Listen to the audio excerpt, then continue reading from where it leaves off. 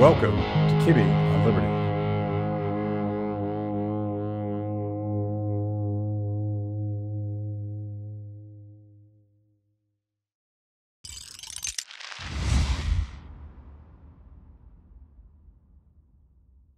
Mark, good to see you. Great to be here.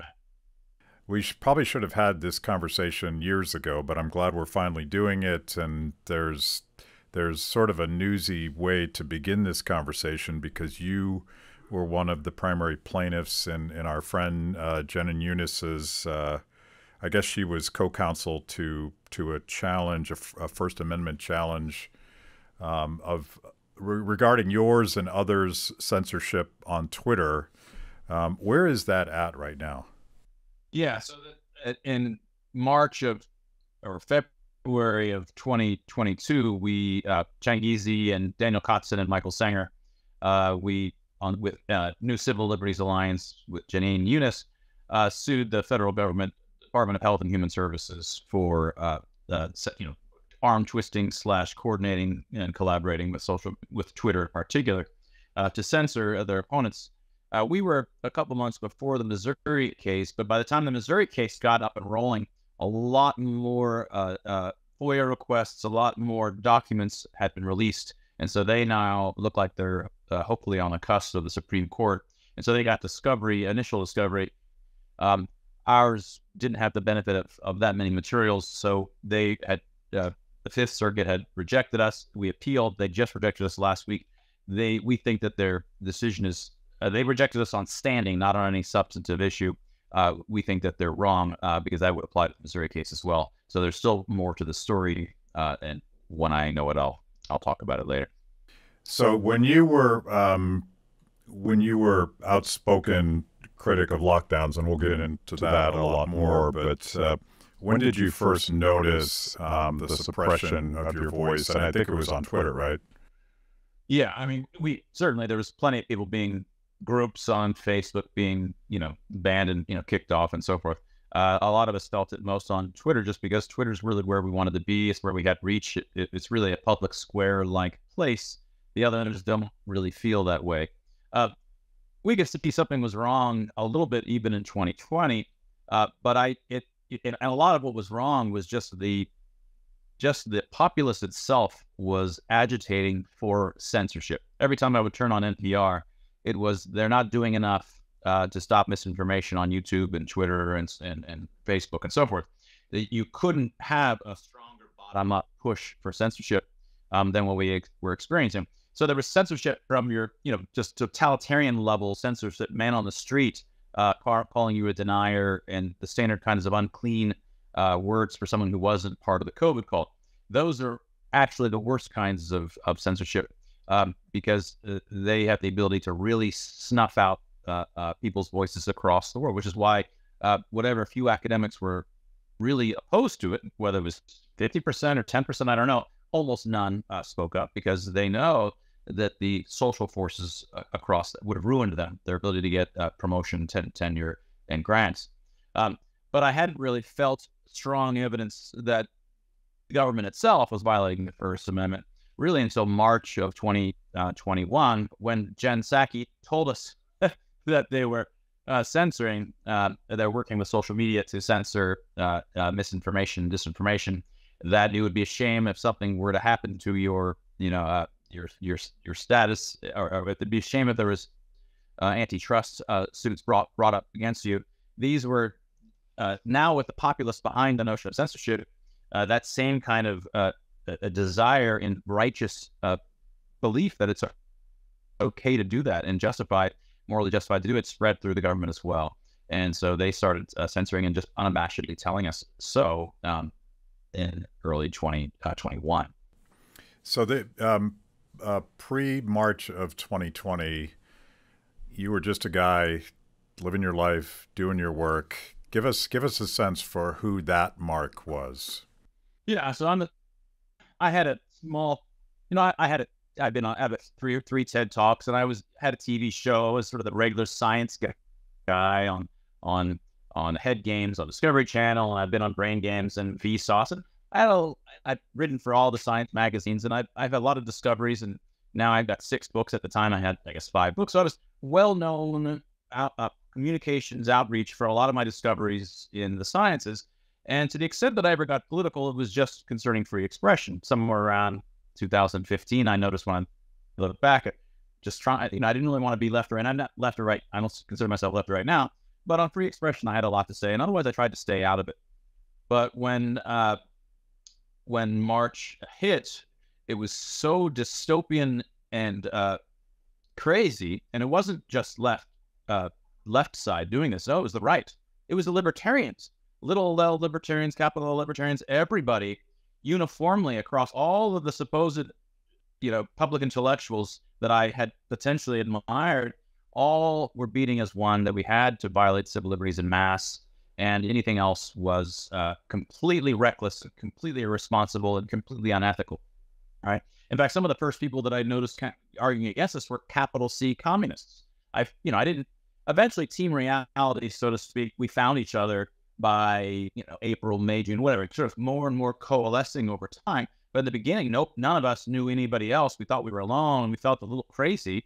And so some of my first comrades in this were actual capital C communists who have a big chipper on their shoulder about running economies, right? As they should, because this is constantly waged at them. So they know, or at least these knew, that you can't freeze an economy. They can barely keep it running, in the first place, so they knew you can't freeze an economy. So I had found some strange comrades in those cases who were against it for strong utilitarian reasons, I suppose, really not for sort of the libertarian reasons.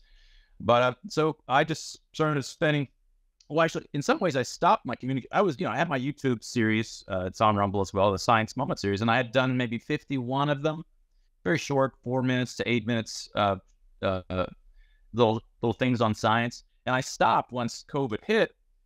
I felt like I can't just continue to talk about interesting, cool science stuff that I'm about my discoveries, because it would be like the artists that the Third Reich comes up and they're still doing whatever paintings they were doing before that. No, it's like you just can't do that anymore. So it took some months, and then it slowly convinced myself that it was sort of obvious. I said, well, there is no more interesting scientific event that has in some sense occurred in our lifetimes than what we were witnessing, right? Not to mention the ethical sides, but just the collective hysteria watching, I'm like the kind of scientist that studies sort of complex emergent phenomena, evolutionary biology, cognitive science, brains, design, and why we get designed the way we are, how we came to have language. So these are all cultural evolution, natural selection, trying to understand the design and function of animals, but you understand these things in very evolutionary kinds of complex emergent ways. So this is deeply interesting stuff.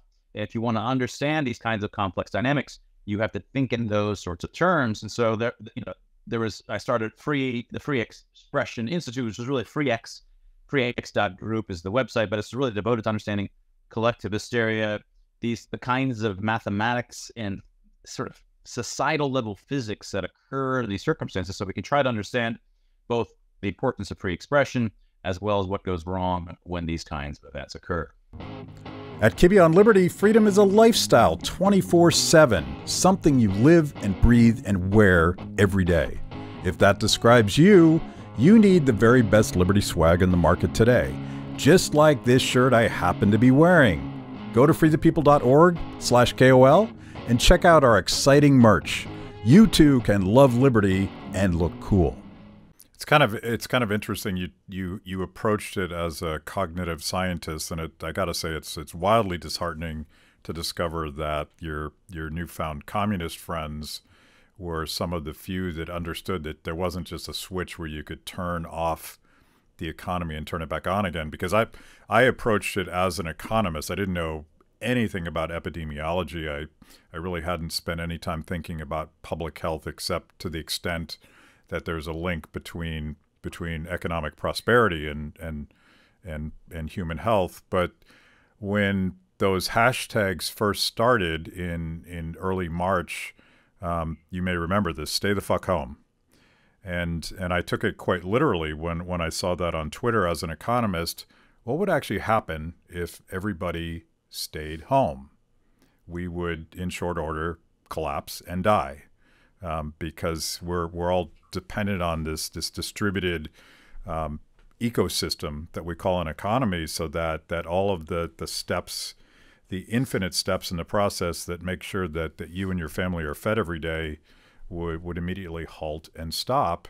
Now, it turns out they didn't mean that everyone had to stay home, but some people were essential and some people weren't, and government bureaucrats were deciding that stuff. But I approached it not as a civil libertarian, not as a libertarian, but as an economist that said to myself, literally, this will be a humanitarian disaster if you stop the engine that feeds people. And I quickly discovered that there were very few people that had that position in mid-March of 2020. Right. Yeah, I mean, it really revealed an incredible naivete about how the world works and what life is really all about. And this is not just on the free market side, it's also on the free expression side. Both of these are very similar intuitions. Their intuition is that, and it's actually a very natural intuition, right? I mean, it's very hard to understand how free markets, how is it possible that a bunch of distributed, decentralized people with prices being determined by no central, organizer can make all this brilliant design that is all these brilliant goods that you can buy. How can that happen? Same thing for free expression.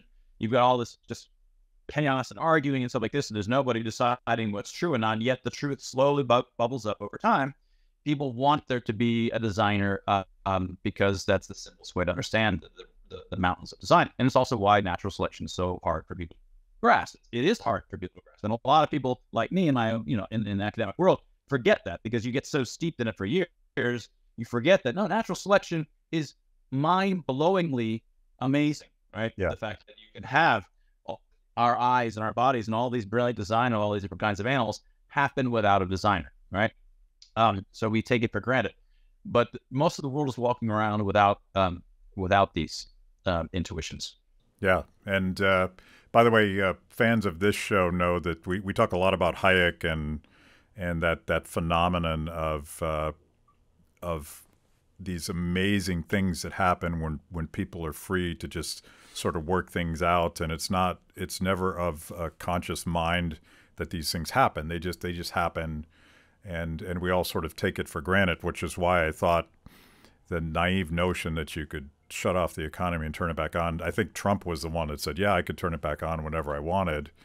But it gets so like, I am a big believer in, as Adam Ferguson, the Scottish Enlightenment philosopher, said, the wisdom of crowds.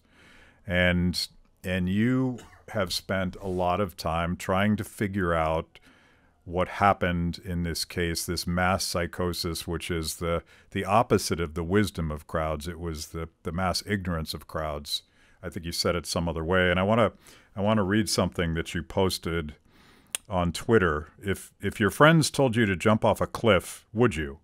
How about if your friends told you to panic over a virus with a broadly flu-like IFR, lock down the economy, shut down 1 million businesses, divide people into essential and non-essential, close schools, mask up all day, deny that natural immunity exists, treat every asymptomatic human as dangerous, and banish the unvaccinated? Would you? Collective hysteria is no excuse.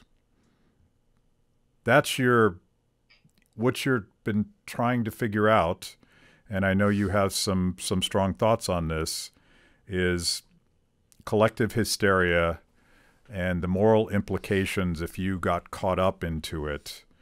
But could you have imagined before March of 2020 that to see something like that in America? I mean, yes and no. I mean, I guess my bones didn't really expect it. But I was, I'm from Iran. My father's from Iran. My wife is from Iran. I was born in the United States. When my father, coming from Iran, and he was not even there, he left before the revolution, but even before the revolution happened, he didn't want to go back. He always felt that things were deeply unstable. There was just always this feeling like there's moral panic ready to erupt, and just you can't predict what's going. So, and he said, and it could happen here. He'd always told me, don't get political, because suddenly the mobs can, just start to cancel you. We didn't use those words back when we'd be discussing with him. So, and so I used to always argue, when I was being very consciously, philosophical, that of course these things can happen here. They can happen anywhere. They happen in Germany, which are, Westerners. They're not some faraway people that we don't get. No, I mean, we make jokes that Germans are different or something because we just poke fun at them, but they're not. They're just Westerners, right? And so a lot of us really felt like these sorts of things couldn't happen here. And as much as I consciously sort of talked about that they could, I really didn't believe I'd ever see it firsthand in my lifetime. And I think that I would like to think that at least half the population now has an appreciation for the fragility of small d democracy, the fragility of tolerance, and how quickly totalitarianism, not just authoritarianism, what we witnessed was totalitarianism, which is decentralized, distributed authoritarianism. It's the man on the street, it's your mother, it's your niece. These people will snitch on you just like they do in some of these countries and enforce the new authoritarian righteous rules on the street. So it's not, when it's just authoritarianism, just the dictators that are far away and everybody's thumbing their nose at them, they don't really have much power. It's just like the DMV trying their best to make everybody do stuff. It doesn't typically, it's not nightmarish. It's nightmarish only when it becomes a righteous new religion of sorts that spread across the communities. And then people are willing to pretty much do anything to you, and they feel completely justified to do so. Yes, and I was perhaps more naive about it. I think of the wisdom of crowds, and I think of the ability of people. Not everybody, but there's always people that have enough understanding of what's happening that you sort of sort your way through whatever the problem or the crisis at hand is, and Americans proved to me, as they proved to you, that we're no better, we're no less susceptible to mass hysteria than all of these totalitarian countries that we've studied. You mentioned Iran. One of my friends and guests on the show grew up during Mao's Cultural Revolution, and she tells shocking stories about what her neighbors would do to her father and her mother because they decided, maybe they were told, but maybe they decided for themselves that her family was the enemy.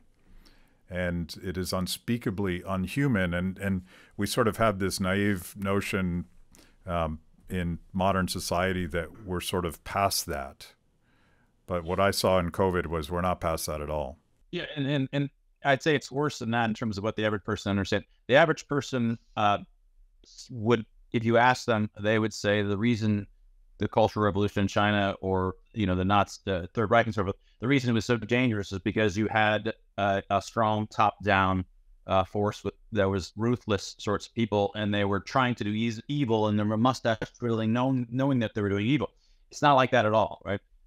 There's very rarely societal level evil is done by sort of mustache twiddling criminals in the everyday sense. Usually these people have completely drank the Kool-Aid. They believe more than anybody else in the righteousness of their actions. Certainly they're doing white lies all over the place, but they're doing it for the good, right? And of course they're doing, evil things, but not to them. They're doing evil things to the unclean out group, but that's totally justified because those are unclean enemies. So most people don't understand that it was done by the man and the woman on the street, that they were on the backs of the man and the woman on the street. That's the power came in. And it wasn't just that the power came in and made them all, zombies. No, it's much more complicated than that. The reason that the person could come in was because there was mass support for it. And that's sort of the back and forth.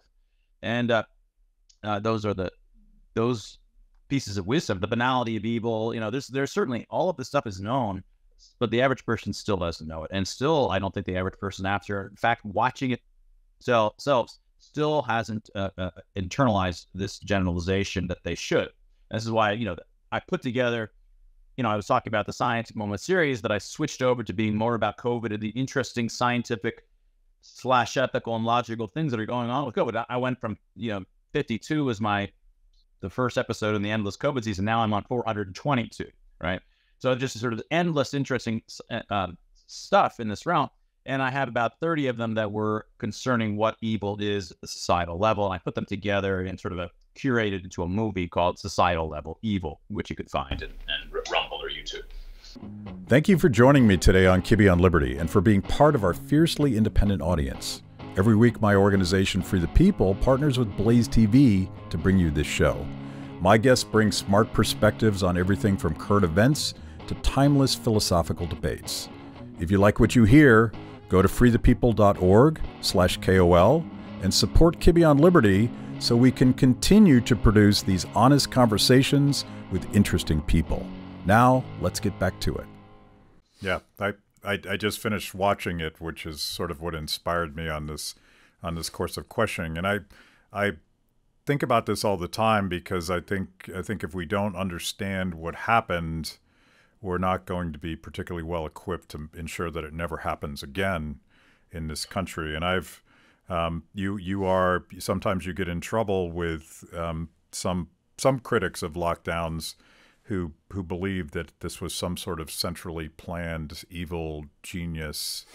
They call it a plandemic, that this was all designed to extract our freedoms and our wealth and to subjugate people. And you reject that out of hand. Well, I don't know about out of hand, but it again, it stems from the same human bias to want to explain seeming coordination on the basis of central designer, and because that is the most obvious layman's explanation for these sorts of things. But you don't need anything like that. All that you needed, a lot of the figures that they point to, for example, Event 201. Event 201 wasn't evidence of a pre-planned,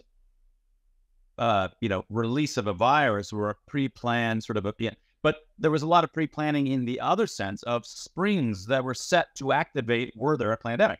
The military is constantly doing this bullshit, right? They're just filled with like any possible crazy thing you can imagine. They've got money and a bunch of academics. I've been invited to these things. You sit down, you come up with some bullcrap stuff of what do you do? And invariably these people are all authoritarian minded and they think that they truly believe they're trying to help, right? But they're all authoritarian. If you sit down and watch Event 201, it's just a big piles of authoritarian things to do. One of them, not that they didn't recommend doing, they explicitly said don't do, by the way, was lockdowns.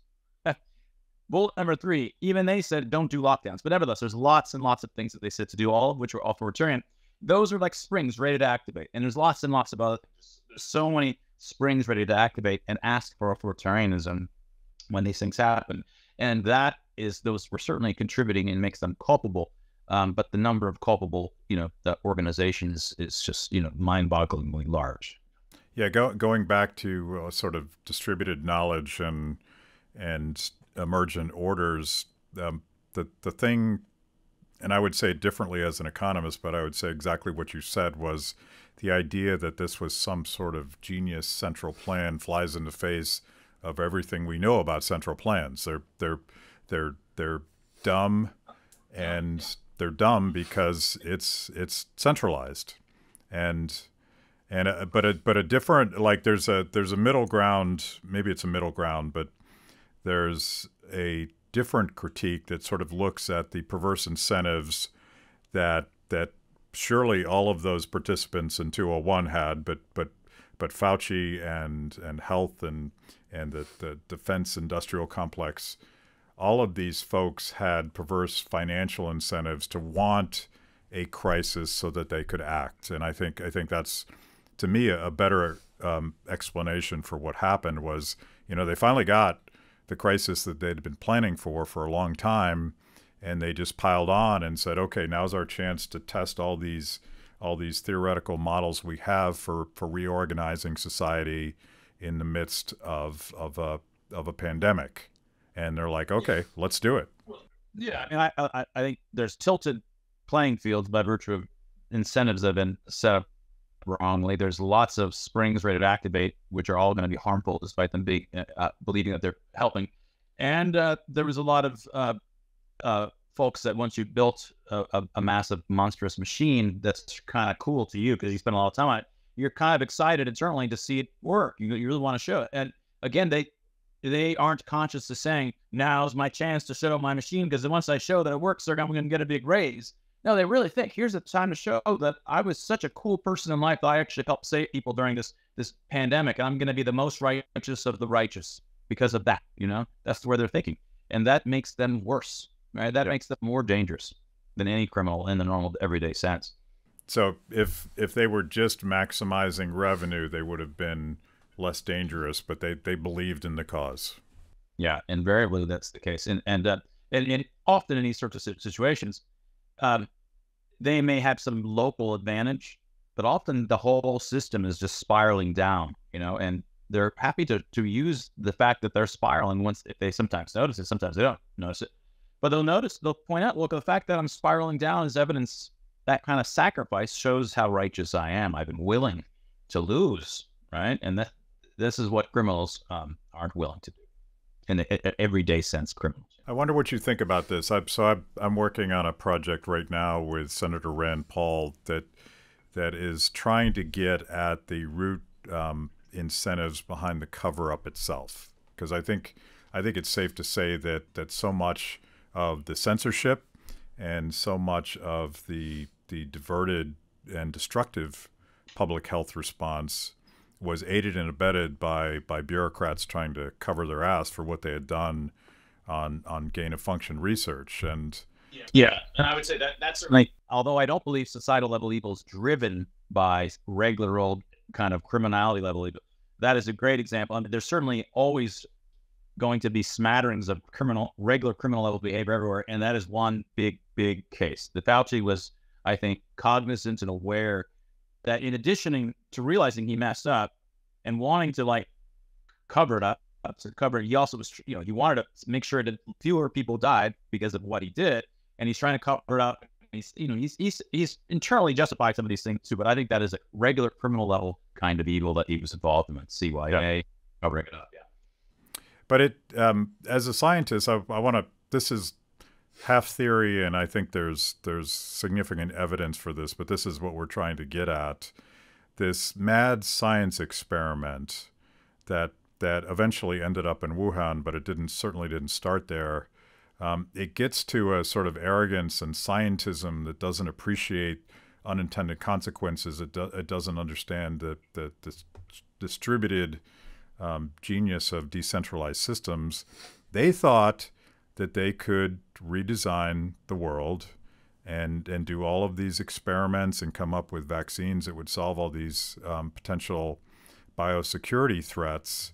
And they focused on their central plan and didn't spend much time. I mean, you can go back and read Fauci boisterously defending gain-of-function research, but there was very little reflection on the downside risks of what they didn't know.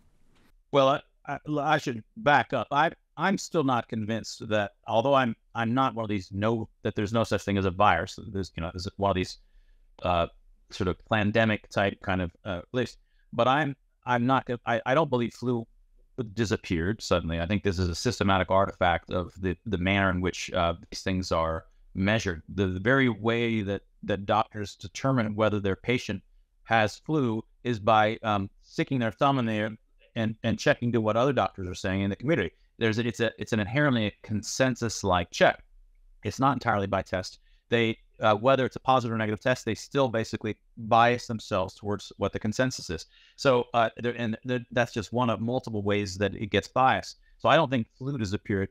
I don't think that COVID, even if there was a leak, and of course leaks happen at these virus labs, it happens quite commonly because it's a respiratory virus. It's like an aerosol. It's like smoke. It's practically impossible to contain. But I'm not convinced that this is what was causing that was the spreading all over the world, and suddenly in all of these cities within 1 month, causing these gigantic, massive spikes in excess death. It seems to be mostly or entirely iatrogenic, can't say that. So these are human-induced deaths by virtue of sudden changes to societal and medical practice. And these things happened in all these, when they suddenly panicked, and I say that they don't believe that they panicked. They think that they sat down and let's do this because it's so dangerous. And they had a 10-fold, 15-fold exaggerated notion of how dangerous it was, partly because they were conflating CFR and IFR. And these are the reasons these spikes in deaths occurred, not because of flu or coronavirus.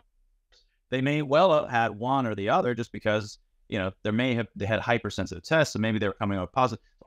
I'm not even sure. I'm not one to believe that this is like some head fake, that they're trying to get us to believe that there was a Wuhan leak because this covers up some other thing. I think there may have been a leak, but I'm not convinced that this is really explains the lion's share of the excess deaths. If you've made it this far into the show, it means I must be doing something right.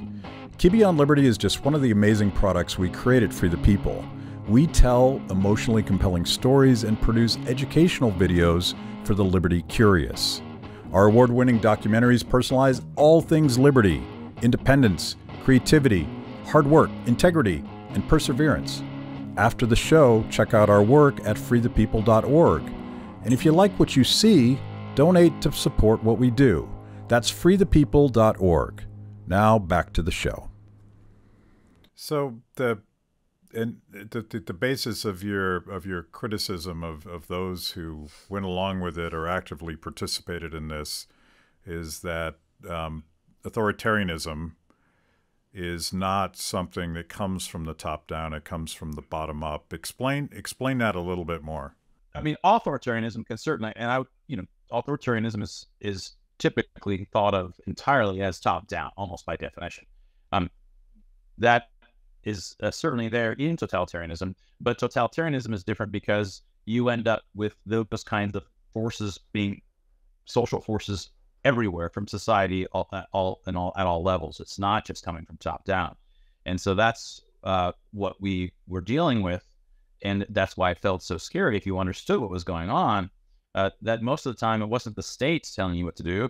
It was friends and co-workers and your restaurant, which wouldn't let you in anymore. And, it was the man and the woman on the street that had become your enemy.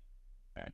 That feels completely different than pure authoritarianism, which is just, the new coup that happens in some third world banana republic. Everybody just sort of snaps it off and continues their life because they don't really have much power to wield over the population. It's kind of it's a bit of a chicken and an egg thing where there were certainly cheerleaders, and Fauci would certainly be one of them, but in the media and governors and that entire echo chamber that were telling us, and of course the Imperial College model and these catastrophically large death estimates that were coming out of all of this machine. Like I call it the pandemic industrial complex because their job was to stop these things, but in the process of doing that, they came up with these hysterical predictions. Did that come first, or did people's fear? Because how would we have known what to have been afraid of if we hadn't have heard about the millions and millions of people that were going to die, according to this storied academic coming from the UK? But one answer to this kind of thing is that it's each of those folks that contributed to further fear and worry about this shares culpability, and they have culpability to the extent that they had a loud voice, to the extent that they made exaggerated arguments. Doesn't have to be that they purposely did it, and to the extent that they were given they had a role, a kind of public leadership role. But in terms of looking for a first cause, that's an emergent complex phenomenon. That's not really a sensible thing to say. If you just imagine an avalanche, you can, if it's red avalanche, that you can just throw one marshmallow on the hillside and the whole thing's going to slide. Now you can say, what caused it to slide? Well, someone threw, a marshmallow, but the next, bird that would have pooped on it, it was going to slide anyway. Almost anything is going to trigger a landslide in that case. And it's not really helpful or explanatory to go point at that, right? And you could go point to the second rock that hit, then two rocks, which hits one big boulder, which hit a whole bunch of rocks. And these are like big ones, more top down, like big, powerful things, which are hitting a lot of small things. But then there's a lot of whole small things that then manage to bump this really big boulder, so you end up with all of these stumbles. And it's even worse because it's not just all downhill, where it tends to be fairly, once you hit something, it doesn't hit the same thing again. I mean, it can't happen on this, but it can happen in swirls. And so it starts to swirl around and it gets bigger and bigger and bigger.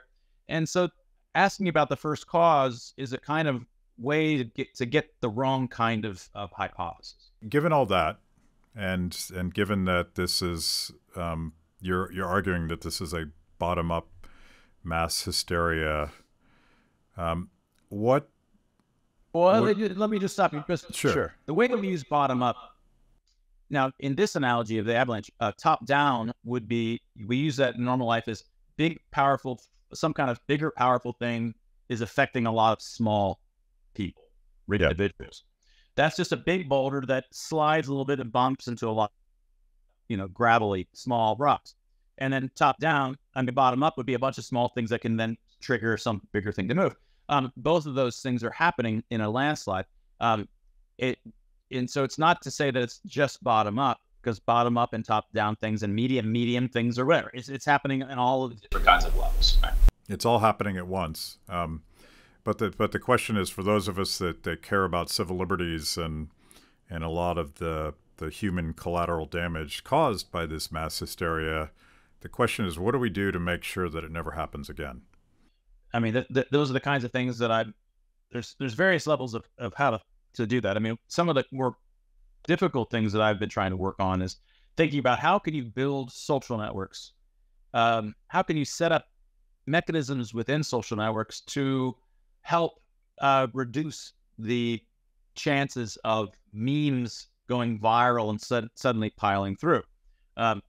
And I think that one thing you could do is have a lot more of this normal socio-emotional things that happen in real life. When humans are interacting one-on-one, it's a very different kind of social network than that happens online right now. And I think that's making things worse. It's not merely that the world is connected, but we're connected by pairwise connections that aren't done by our normal socio-emotional channels. So my most recent book is Expressly Human, which is answering the question about why it is that we social animals evolved to have emotional expressions. So it's really a full mathematical first principles understanding of what emotional expressions really are and what they're for. They're the true language that we truly are designed to speak before we properly had it in any way, before we ever had spoken language, which is not something we evolved to have at all. And so I think that there's certain reasons that I think that if we had a better ability to do this, these systems would work better, move towards the truth better, be less troll-like, and lots of problems that they have. So that's one kind of thing. Another thing I commonly talk about is just being aloof.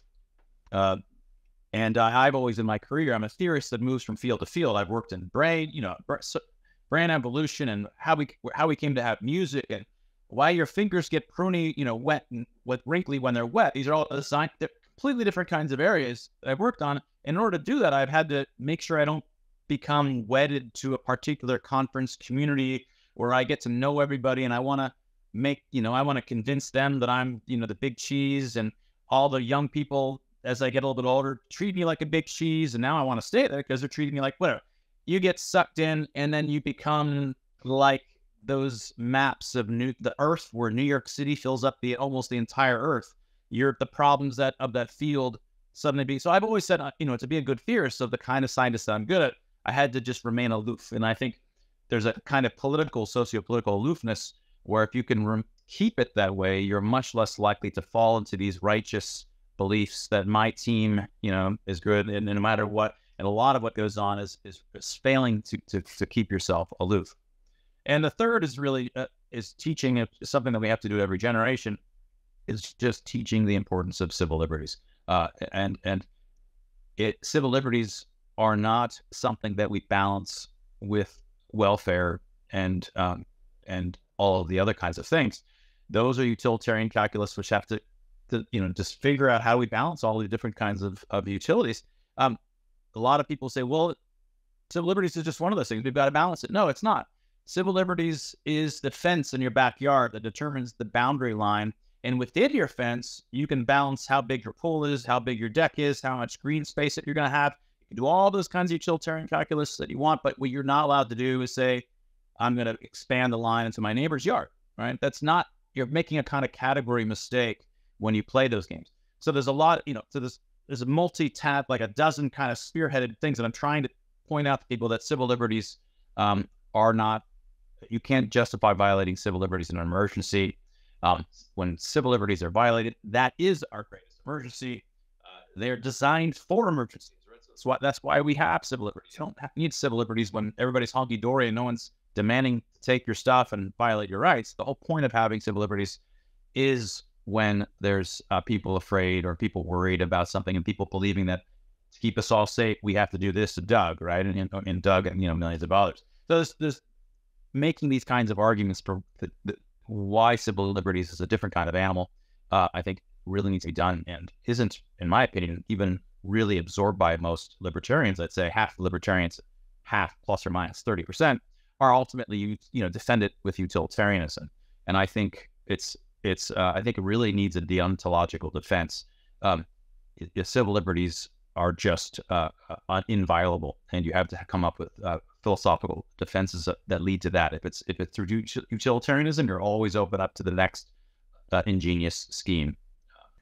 So I'm thinking of, there's this famous picture that I hope is real, since I'm about to quote it, but there's this famous picture that is a standard meme on social media of an entire crowd saluting Hitler and one guy sitting on his hands or just holding his hands to the side. I want to understand the people like that guy during the early moments of this, and I'll name a name, someone that you know, Jay Bhattacharya, celebrated public health epidemiologist and economist at Stanford University. How do you explain the few people that refused to fall in line? And I choose him because he had probably more to lose than you or I did by speaking up, because he was part of that ecosystem. Yeah, he was within it. I had already left. I've been a professor at many places, but I had already left in 2010 academia to start my own research institute, and because I wanted to buy my intellectual freedom, because of it's really, you have to get grants. I'm a theorist, not an experiment. So I'd already kind of wanted to be aloof, and I wanted to maintain my aloofness to keep my intellectual freedom. Jay didn't. Jay was really in the heart of it, and that made it even harder. I'm hoping that I would have done, stood up as I did were I in it, but I'll never know for sure. I think if I had been sitting in the wrong social network, connected to all of the high reputation people around me, were telling me that it was definitely an altogether novel and disproportionately dangerous virus, and we have to do all of these things, I don't know. I think I may have then just, most of what I believe is the stuff that the high reputation people around me tell me is true. I haven't gone and checked it. Same for all of us. I happen to be a scientist, so there's maybe 24 things that I know because I know it, but the rest of the 999,000 things is because I believe other people. So I think I would have been a pretty good and strong Karen had I been sitting in the wrong networks, right? Why not? I'm not one of these people now. I'm totally impervious. No, I know that it's a danger, which is why I've always kept aloof for scientific reasons, right? So how he did it, I don't know his background in the sense of whether he was always, maybe, you can imagine certain kinds of people who are really deeply religious, that it kept them out of those, they have something else that was deep into their heart that may have kept them aloof from the social networks that were around them. That's a good question. So I don't know his personal story as to how he managed to do it, but imagine it was very hard, because there are just four of them, that really stood up. This may be part of your second rule on aloofness, but when people ask me, so if I'm giving a talk or even in comments on something like this, people are asking us, what do we do? What do I, Bob from Iowa, do next time? And my advice is somebody has to go first, and civil disobedience always starts with that one guy that refuses to salute, and if we maybe do a better job next time, because I think a lot of people appreciate that even people that were in on this in the early weeks of the lockdowns, they now realize that they were sold a bill of goods, they were betrayed, and whatever you want to describe that, and they won't do it next time. But somebody needs to go first. So when they reinstate masks on planes, somebody needs to go first. And that makes it safer for other people to follow their lead and say, okay, I'm not alone. There's safety in numbers. Yeah. I mean, this is a standard problem. That this is why regular old top-down tyrannies can occur and do occur. You have a whole population that disagrees, but the consequences of the first person are sufficiently severe, just no one's willing to do anything. I certainly, in the beginning, once the mask mandates came out, I didn't want to get into a fight at every darn store, and I kind of didn't blame the storekeepers either, because they were getting screwed over for 3 or 4 months or whatever, and now I'm going to come in and cause them. So, for a while, I was just putting it on and kind of just taking it off, but I think that was wrong. I think on retrospect, and by 4 months later, by the time it was November of 2020, I started to make a fuss everywhere that I went. I got kicked out a lot of places, and I think it's much better to. You can't sometimes completely buck the trend. You just can't get your goods. You can't survive, but you can make it so that they have to be an authoritarian every time you walk in. They have to raise their voice. They have to show it. If you just walk in and then they think you agree because you just did what they asked. Every time they should feel a little frustrated that they had to be an authoritarian. Now, maybe they don't even realize they're being an authoritarian because you're doing something taboo. And from their point of view, it's like asking you to put on underwear, like you walked in naked. But other people on the fence are watching them behave as an authoritarian and will see it as hopefully an ugly thing. And that could hopefully motivate them.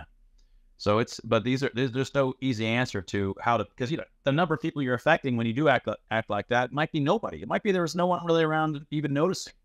So the other thing is, get online, get on social. Some people say that you're just on social media, you're not changing anybody. No, social media today is the public square. It is how you can potentially reach huge audiences. And if you have a small account, obviously everything is scaled down. But the small accounts are like the public square, the literal version of it, of the soapbox. And the soapbox, they'd argue, and then maybe they'd send a representative off to some bigger city where all of the little soapbox winners or whatever, these are like the analogy of elected representatives, they'll argue there. These sort of hierarchies are happening in a much more continuous fashion across social media. And everybody at all of these scales, in some sense, needs to play their part for it to work. So not keeping your head down, at least on social media, and loudly claiming about how wrong it is to do what they're doing would have been helpful. But I think in the beginning, I was alone on social media doing that. And it even took me too long. It took me almost a year before I started to go to Facebook. I was like, do I really want to go to Facebook? I'm just going to piss off friends and family. And I thought, well, why should I?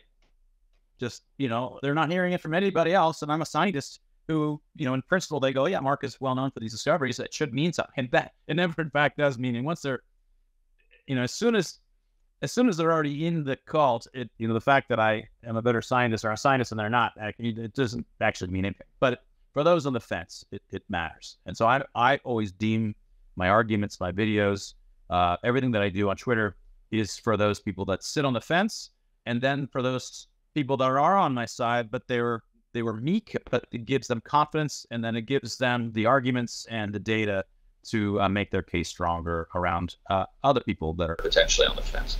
Which gets us back where we started, the fundamental importance of free speech as one of the most foundational civil liberties, because everything you just said depends on a government that didn't actively try to stifle your voice.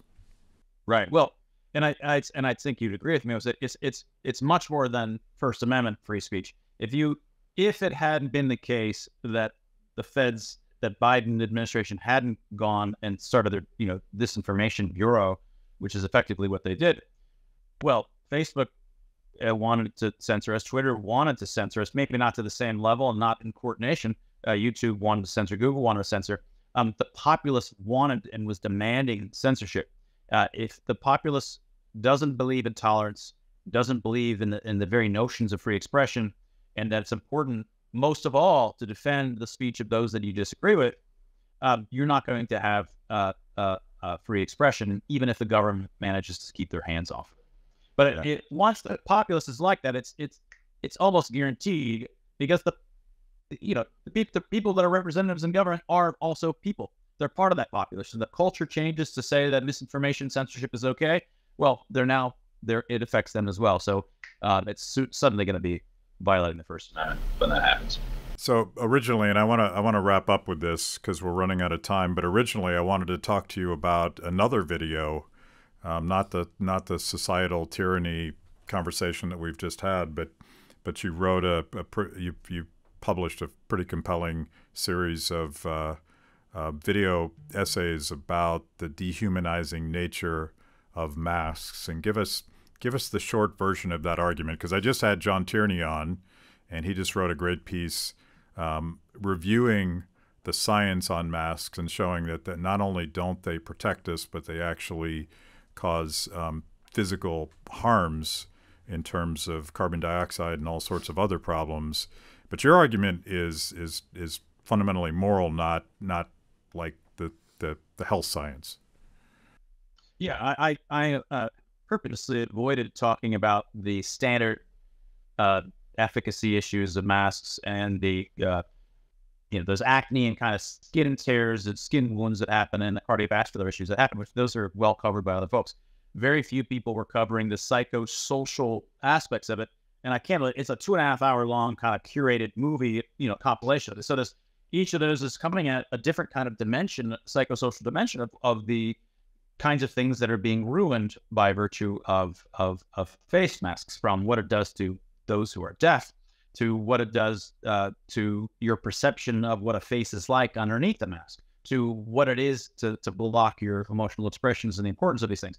But there's really, I think there's almost 100 different kinds of these dimensions that are all in the very first video that I did actually in the endless COVID season. Once I restarted it, was masks block your lower visual field. People don't think of it as blocking your vision because it's not sort of intuitive that it's blocking your vision, but it is blocking your vision. It's blocking your lower visual field. You're sort of, if you actually sort of attend to where you can see, you can't see your feet, you can't see, actually usually you can see your cheeks, your far periphery. What ends your vision is actually where your cheeks are, which is why football players put black there. They put black because light is reflecting off of their cheeks into their eyes, and by putting black there, they're getting less glare off of their cheeks. So when those parts of your visual field you're not consciously aware of them, but they have all of the optic flow that occurs, and optic flow is what allows you to determine your speed in the world. And the various different optic flow speeds below you tells you about the complex terrain and the three-dimensional parallax of that environment. You block that, you're going to increase your chances of having a fall. Falls are important. Falls, especially for older folks, are often the first of 3 or 4 steps to death, because you get a fall, you're in bed, you get a UTI, and then that suddenly causes immunosuppression, and then suddenly you've got some kind of bacterial infection. So falls are a big deal. But I'm not saying that's enough. If masks worked, which they don't work, but then that may not be enough to counteract it. But that's just one of many dozens of psychosocial or psychoperceptual kinds of things that have to be calculated, and nobody was really considering any of these. Where can people find, I know you have a Substack, you have a think tank, I guess you would call it. Where can people find more of your work? Yeah, so there's Loofwired. I talked about being aloof. So I started kind of trying to, having a magazine, like LOOF, loofwired.com is where a lot of my stuff appears there. Of course, find me at Twitter. And you can go to YouTube, but because of YouTube being so censorial, you can go over to, find Mark Changizi at Rumble. That'd be a lot better to support Rumble if you could. Okay, thank you so much, Mark. Great to be here.